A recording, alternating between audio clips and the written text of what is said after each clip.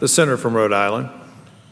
Mr. President, may I first ask unanimous consent that the pending quorum call be terminated? Without objection. Thank you very much. And let me ask unanimous consent to speak as if in morning business for up to, let's say, 20 minutes, although I don't think I'll use it all. Without objection. Thank you. Mr. President, I'm here for the 143rd time now to urge Congress to wake up to the damage that carbon pollution is inflicting on our atmosphere and oceans, and to make a record for when people look back at this time and this place and wonder why Congress was so unresponsive in the face of all the information. What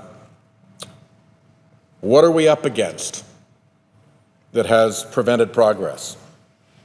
What we're up against is a many-tentacled, industry-controlled apparatus that is deliberately polluting our discourse in this nation with phony climate denial. That apparatus runs in parallel with a multi-hundred-million-dollar electioneering effort that tells politicians that if you don't buy what the apparatus is selling, you will be in political peril. As we look at the apparatus that is propagating this phony climate denial, there is a growing body of scholarship that helps us, that is examining this apparatus, how it's funded, how it communicates, and how it propagates the denial message. It includes work by Harvard University's Naomi Oreskes, Michigan State's Aaron McCright, Oklahoma State's Riley Dunlap, Yale's Justin Farrell, and Drexel University's Robert Bruhl. But it's not just them. There are a lot of academic folk working on this, to the point where there are now more than 100 peer-reviewed scientific articles examining this climate denial apparatus itself. These people, these scientists, are doing serious and groundbreaking work. Dr. Bruhl, for instance, has just been named the 2016 recipient of the American Sociological Association's Frederick Battelle Distinguished Contribution Award, the highest honor in American environmental sociology. Dr. Bruhl has also won, along with Professor Dunlap, the American Sociological Association's Alan Schmalberg Outstanding Publication Award for their book, Climate Change and Society. The work of all of these academic researchers maps out an intricate, interconnected propaganda web which encompasses over 100 organizations, including trade associations, conservative so-called think tanks, foundations, public relations firms, and plain old phony baloney polluter front groups. A complex flow of cash, now often hidden by donors' trust and other such identity laundering operations, supports this apparatus. The apparatus is, in the words of Professor Farrell, and I quote him, overtly producing and promoting skepticism and doubt about scientific consensus on climate change, end quote. The climate denial apparatus illuminated by their scholarship is part of the untold story behind our obstructed American climate change politics. This apparatus is huge. Phony baloney front organizations are set up by the score to obscure industry's hand.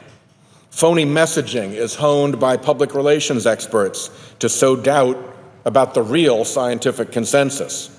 Stables of payrolled scientists are trotted out on call to perform. Professor Bruhl likens it to a stage production.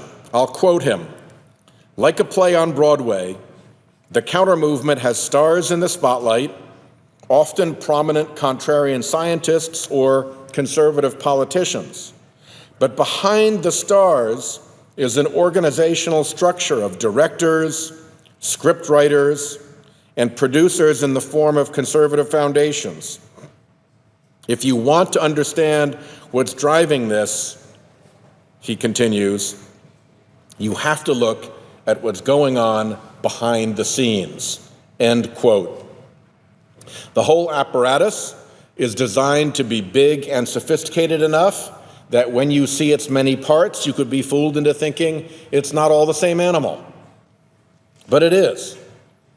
Just like the mythological Hydra, many heads, same beast. The apparatus is huge because it has a lot to protect. The International Monetary Fund has pegged what it calls the effective subsidy to the fossil fuel industry every year in the United States alone at nearly $700 billion. That is a lot to protect. Here's one other measure. The Center for American Progress has tallied the carbon dioxide emissions from the power producers involved in the lawsuit to block implementation of President Obama's Clean Power Plan, either directly or through their trade groups. Turns out they've got a lot of pollution to protect. The companies affiliated with that lawsuit were responsible for nearly 1.2 billion tons of carbon pollution in 2013. That's a fifth of the carbon output of our entire country. 1.2 billion tons makes these polluters, if they were their own country, the sixth biggest CO2 emitter in the world, more than Germany or Canada. Using the Office of Management and Budget social cost of carbon, that's a polluter cost put on the rest of us of over $50 billion every year. When this crowd comes to the court, they come with very dirty hands and for very high stakes. Not only is this apparatus huge, it is also complex. It is organized into multiple levels. Rich Fink is the former president of the Charles G. Koch Charitable Foundation. He has outlined the model that they used, called the structure of social change, to structure what he called the distinct roles of universities, think tanks, and activist groups in the transformation of ideas into action, end quote. He is a Koch-funded grant maker out to pollute the public mind. So the Koch Foundation realized that multiple levels were necessary for successful propaganda production. They went at it this way. The, quote, intellectual raw materials, end quote, were to be produced by scholars funded at universities, giving the propaganda product some academic credibility. And I think at this point, Koch funding reaches into as many as 300 college campuses to create this so-called intellectual raw material. Then, think tanks and policy institutions mold these ideas and market them as, quote, needed solutions for real-world problems. I guess they're using the technique of think tank as disguised political weapon, described by Jane Mayer in her terrific book, Dark Money. And then comes what we would call astroturf, citizen implementation groups, and I'll quote Mr. Fink again, build diverse coalitions of individual citizens and special interest groups needed to press for the implementation of policy change at the ground level. So the apparatus is organized not unlike a company would set up manufacturing, marketing, and sales. Mr. President, I ask unanimous consent to submit Mr. Fink's structure of social change to the record. Without objection. Investigative books, journalists' reporting, and academic studies repeatedly compare the fossil fuel industry climate denial effort to the fraud scheme that was run by the tobacco industry to disguise the harms of smoking. When I was a United States attorney, The Justice Department pursued, and it ultimately won, a civil lawsuit against tobacco companies for that fraud. When I was here in the Senate, I wrote an opinion piece about a possible DOJ investigation into the fossil fuel industry fraud on climate change. This gave me a new appreciation of the apparatus in action. In response came an eruption of dozens of right-wing editorials, most of which, interestingly, were virtually identical, with common misstatements of law and common omission of facts. The eruption recurred some months later in response to my asking Attorney General Lynch about such an investigation when she was before us during a hearing of the Judiciary Committee. Virtually every author or outlet in these eruptions was a persistent climate denier, and common markers in the published pieces seemed to point to a central script. When multiple authors all say something that is true, that's not necessarily noteworthy. But when multiple authors are all repeating the same falsehoods, that's a telling fingerprint. I happen to notice this because, unlike most people, I get my news clips. So I saw all these articles as they emerged, this eruption that took place. The articles regularly confused civil law with criminal law, suggesting that I wanted to slap the cuffs on people or prosecute people, when the tobacco case was a civil case. And in a civil case, there are no handcuffs. The articles almost always overlooked the fact that the government won the tobacco fraud lawsuit and won it big. The pieces usually said that my target was something other than the big industry protagonist. My targets were described as climate dissidents, or independent thought, or scientists and the scientific method, or even just people who disagree with me. Nothing like that transpired in the tobacco fraud case, obviously. And then time and time again, the articles wrongly asserted that any investigation into potential fraud by this climate denial apparatus would be a violation of the First Amendment. This was a particularly telling marker because it is actually settled law, including from the tobacco case itself, that fraud is not protected under the First Amendment. So the legal arguments were utterly false. But nevertheless, the apparatus was prolific. They cranked out over 100 articles in all in those two eruptions. Now the state attorneys general who've stepped up to investigate whether the fossil fuel industry and its front groups engaged in fraud have faced a similar backlash. First came that editorial barrage, often from the same outlets and authors as mine, and usually with the same false arguments. Then Republicans on the U.S. House Science, Space, and Technology Committee sent the attorneys general letters with a barrage of demands to discourage and disrupt their inquiries. A group of Republican state attorneys general even issued a letter decrying the efforts of their investigating colleagues. And all of them insisted that the First Amendment should prevent any investigation. In one ironic example, the Koch-backed front group, Americans for Prosperity, rode to the rescue of the Koch-backed Competitive Enterprise Institute, one of the climate denial mouthpieces under investigation. The Koch-backed front group Americans for Prosperity announced that it was joining a coalition of 47 other groups to support what it called a fight for free speech. But according to realkochfacts.org, 43 of those 47 groups in that so-called coalition all have ties to the Kochs. 28 of them are directly funded by the Kochs and their family foundations. Welcome to the apparatus. The Koch brothers puppet groups claim to stand united against what Americans for Prosperity described as, and I'll quote them, an affront to the First Amendment rights of all Americans, end quote.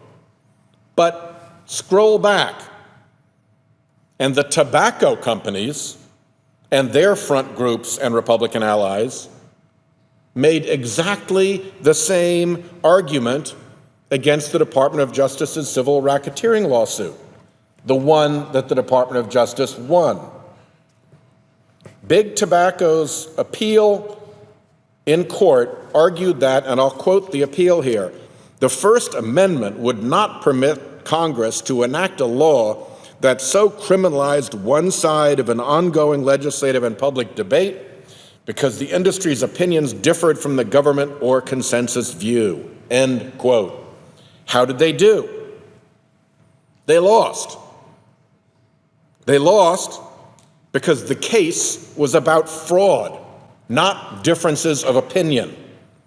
Courts can tell the difference between fraud and differences of opinion.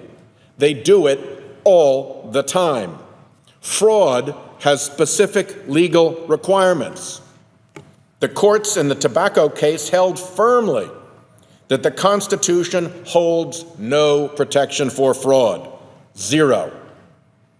And the tobacco industry had to stop the fraud. Now the fossil fuel industry says it's different than the tobacco industry while it uses the very same argument as the tobacco schemers. To really appreciate how bogus the First Amendment argument is, think through what it would mean if fraudulent corporate speech were protected by the First Amendment. Out would go state and federal laws protecting us from deceitful misrepresentations about products. Consumer protection offices around the country would shrivel or shut their doors, and it would be open season on the American consumer. That's a dark world to envision, but it's the world that results if corporate lies about the safety of their products or industrial processes are placed beyond the reach of the law. And I say lies because you have to be lying for it to be fraud. This begs the question, is there really a difference of opinion about climate change among scientists? Mr. President, last week, 31 leading national scientific organizations, including the American Association for the Advancement of Science, the American Meteorological Society, the American Geophysical Union, and 28 others sent members of Congress a no-nonsense message that human-caused climate change is real, that it poses serious risks to society, and that we need to substantially reduce greenhouse gas emissions. They told us, and I quote, observations throughout the world make it clear that climate change is occurring, and rigorous scientific research concludes that the greenhouse gases emitted by human activities are the primary driver, end quote. They went on to say this conclusion is based on multiple independent lines of evidence and the vast body of peer-reviewed science. And I'd like to ask unanimous consent to submit the letter from these 31 scientific organizations also into the record. Thank you, Mr. President. That letter is the voice of fact, of scientific analysis, and of reason. Up against it is the apparatus. The apparatus has the money. The apparatus has the slick messaging. The apparatus has the political clout. It has that parallel election spending muscle. It has the lobbying armada. And it has that array of outlets willing to print falsehoods about climate change, and for that matter, about fraud and the First Amendment. The scientists, well, they have the expertise and the knowledge and the facts. Whose side we choose to take says a lot about who we are. And with that, Mr. President, I will yield the floor.